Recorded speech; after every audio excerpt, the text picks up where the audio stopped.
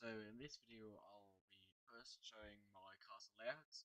This might be a bit fast for most of you, but in the description there will be a Google document where there will be a screenshot of each of my castle layouts again.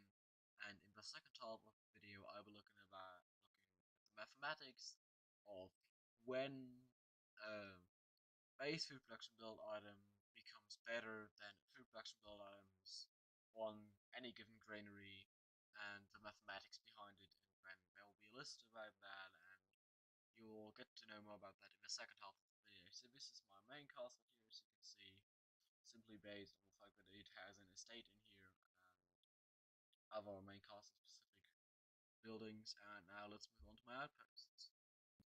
So this is my first outpost. As you can see, it just has a lot of nomad decoration, and this is the way it looks when I turn off the way just buildings can just look just the baseline.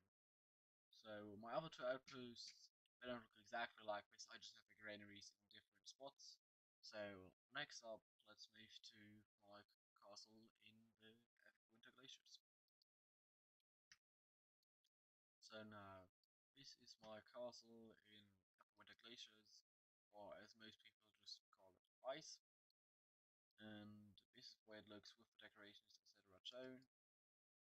shown. And if we turn on that view, you can see that I've got my granaries here.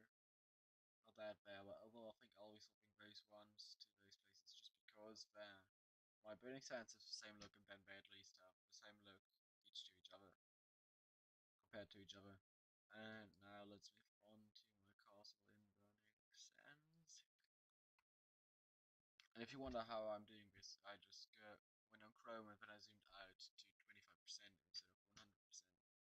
So, yep, once this is loaded, this is my Burning Sands castle. Here I've got basically the same thing as my castle in ice, but I've rearranged these ones here in a different order. So let's have a quick look at the other overview. By changing that, as you can see, this is the same block again, but then I just those ones at different places when in ice. And now in Fire Peaks again, I have a different layout. It's not all that different. I have the same block again, but then I have granaries distributed in another way, which you will see in a moment once it's finished loading. And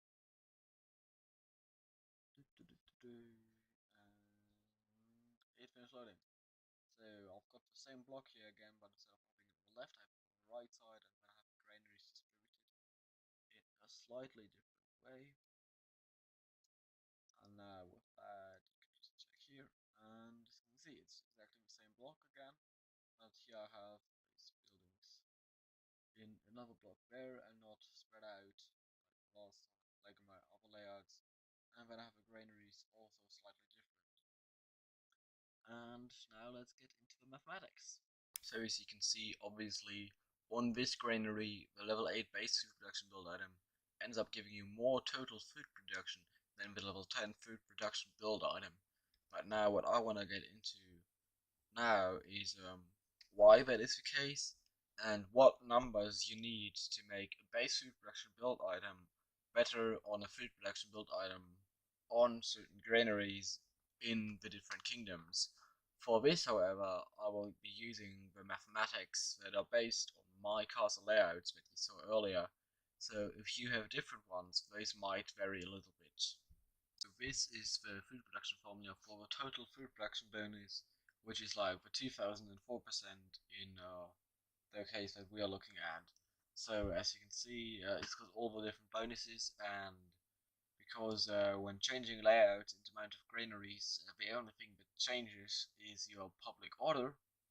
I will be summing up everything in the second bracket as just a variable, which I will just name x in this case. So basically, for a base food production build item to be better than a food production build item, it needs to fulfill the following requirement, which you can see there, but it's a lot easier to find it a little bit differently if we simply rewrite it as a function, because as soon as that is equivalent to 0, it means that a fruit production build item starts being better than a base fruit production build item.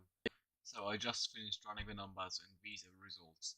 Obviously, as you can see, the higher the bonus is that the base food production build item gives, the earlier it starts to outscale the food production build item. So these are the numbers. I will link them in.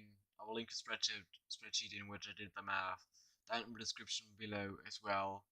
And so what this shows is that if you were willing to use level 14 base food production build items on, say, a 17% granary in your outposts, given that it is an 8 food outpost, it would very well be possible and then also the most efficient to actually have 30 granaries.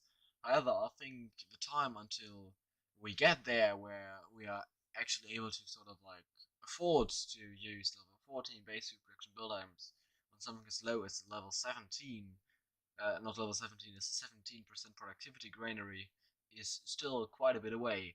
However, I think that just for the heck of it, to start to try and working on one outpost, which for example I'm already doing now, Luciente, where I want to see the maximum possible food production for me given optimal circumstances, is where I will actually apply that.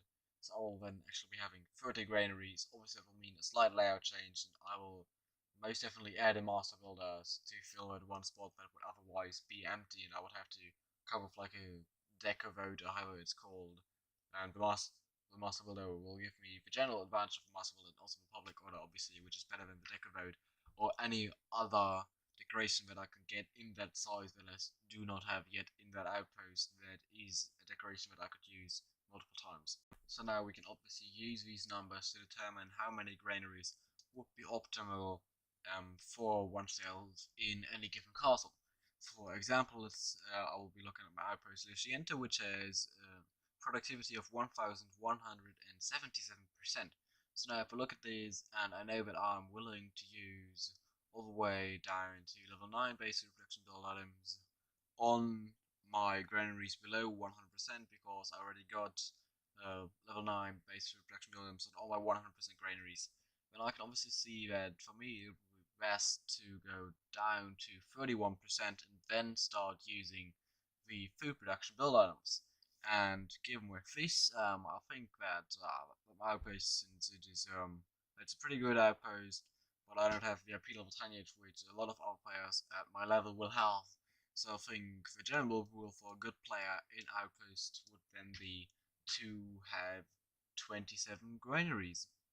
And that sums it up for today's video. In the description down below, you will find the spreadsheet of when base food production is better than food production build items, my keep track again of build items that you can use, and then obviously also my food production calculation spreadsheet that you can then use to sort of like test it out yourself without needing to actually remove decorations or start building granaries or already have build items, because maybe you don't have them yet, but you just know that you'll be getting them in the near future and you already want to see if it will be effective enough. So if you like this video, then feel free to leave a like. What I would really like you to do is share this with your alliance mates, because I think this is a really interesting topic that no other YouTuber has discussed yet, and it really hasn't been posted in any forums. It's just that in most of the big alliance there's like one or two people that know like the basic mathematics behind these, and I think this will be really helpful to a lot of people, so I would really appreciate if you guys could spread this video. See you guys in the next one.